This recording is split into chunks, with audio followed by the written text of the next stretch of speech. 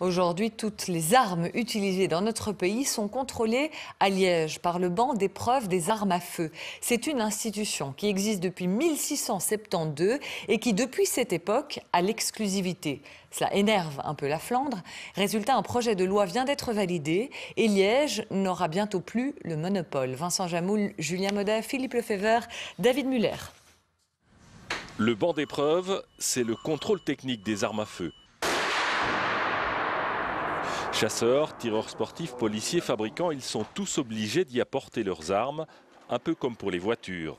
S'ils se trouvent à Liège, c'est pour des raisons historiques. La cité ardente a toujours été un pôle de compétences en la matière avec de l'industrie, comme la Fabrique nationale, de l'artisanat, de la formation également avec la seule école d'armurerie en Belgique.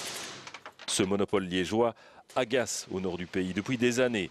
En octobre dernier, un journaliste de la chaîne flamande VTM est entré avec un armurier professionnel jusqu'au guichet du banc d'épreuve sans être contrôlé. Le reportage a fait le buzz en Flandre. À Liège, il a été fort critiqué.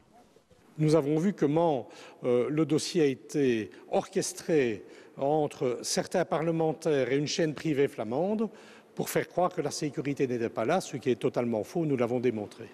Il y a 2 jours, la commission économie de la Chambre a approuvé un projet de loi qui réforme le statut juridique du banc d'épreuve, ouvrant la voie à la création de succursales en Flandre.